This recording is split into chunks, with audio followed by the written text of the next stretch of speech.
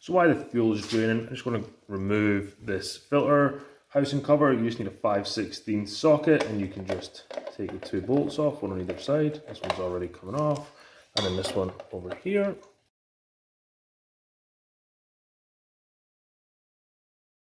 Now there is no air filter, removed that previously. Next you're going to need to grab a 10mm socket. Now you're going to want to take off 2 nuts, one here and there's one in here. Now when you take this off, that is actually a longer bolt that goes all the way through the carb, so just be aware that you may start turning the entire system, not just this nut here, but you want to get this nut off first, like so.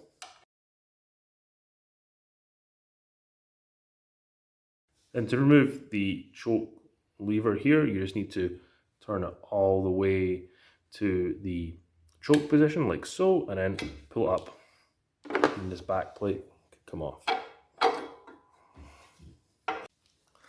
This is where the fuel line normally attaches, but it's obviously draining in there. You want to be a little bit careful here. There's a little spring here. You just want to get needle nose pliers, and then just twist it up and lift it out, and don't let it go too hard. It will just sit right there.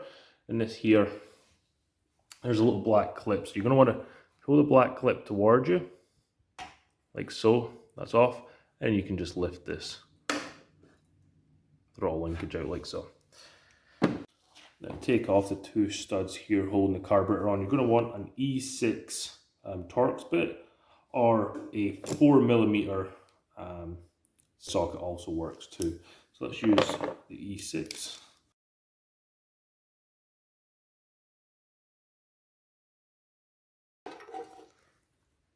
You have the long stud you can see going through. I'm just going to clean this up here, make sure we get a good seal, and we'll get the new carb on. So in the carb kit, I got new carburetor with a generic choke lever on it. I got filter. I actually got 2 filters, inline filters. So in this bag here we have new gaskets, various choke lever setups, new throttle linkage, so we can replace that if needed. So now it's time to put everything back together. I'm just going to use my studs to line everything up. One goes in, 2, hold that like that. Make sure that you're putting the carb on the same way that the old one came off. So I know that my fuel line needs to be on my left side, so I'm making sure it's going on that way. There's a little locating hole there, and that's where this part needs to go onto there. So like so. Make sure the gasket is sealing correctly, and then we can slot this in.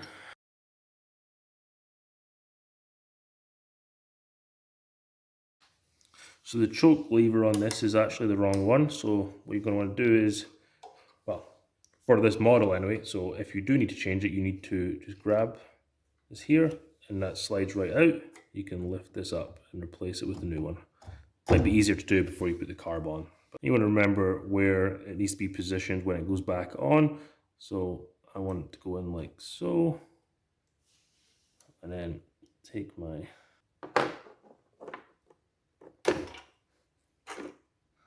so you just finish it off, and it'll clip into place like that, and then closes and then opens.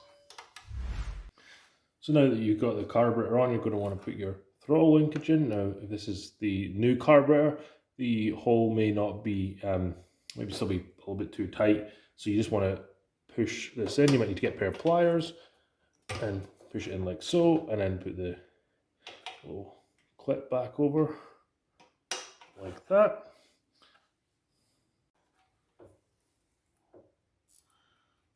So now all you need to do is connect the filter housing up.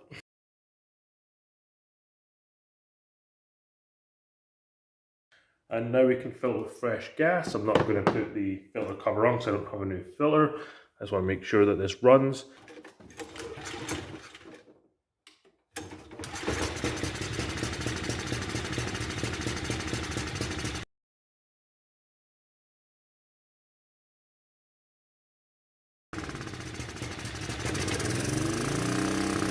So there we have it. That's how you replace the carburetor on your generator. I'm not going to say all generators are going to be similar to this or have the same problem and this be the solution. Make sure there's no, the engine's not flooded if it's been sitting outside, or if the fuel tap was left on, may be flooded with fuel in there. So that could also be another problem you've got going on there. So just make sure that you do your due diligence.